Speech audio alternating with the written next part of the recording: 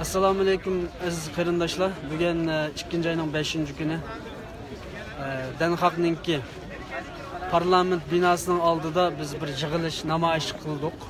Namoyishimiz hozir oxirlashdi. Ko'plagan qarindoshlar namoyish qildi. Shuning orasida Germaniyadan kelgan hammalarga tanishli Dunyo Uyg'ur qurultayining raisi To'lqin Iso efendimni bu namoyishni aktiv tashkillaganlarning qatorida bo'ldi. Ham qarindoshlarga bu munosabat bilan Ataytin Germaniyadan kelib bu namoyish qatnashgan va buni tashkillagan. Yani bu qitimliq asosi Yevropadagi 2-oyning 5-ning namoyishini Dunyo Uyg'ur qurultayi bir qo'llab tashkilladi. Bu To'lqin Iso efendimning so'zini o'zimdan bir anglab baqayman.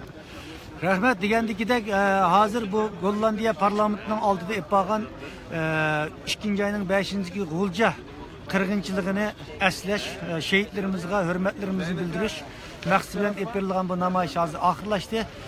Dunyo qurultayi her yılı bo'lganga o'xshash bu yilmi bütün dünyada 5 fevral G'ulja qirg'inchiligini xotirlash, şehitlerimizga hürmetlerimizi bildirish münasebeti bilan dünya ko'lamlik bir namoyish epirish chaqirig'ini e'lon qilgan.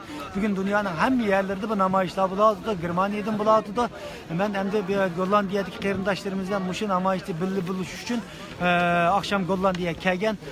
Bugün bu yerga nurg'unlagan qarindoshlarimiz kelibdi. Bu yerdagi namoyish boshqa davlatdagi namoyishlarga qaraganda biraz o'xshamaydigan bir shaklda elib berildi. Chunki bizning şehitlerimizning ro'yi şehitlerimizden emas, barin şehitlerimiz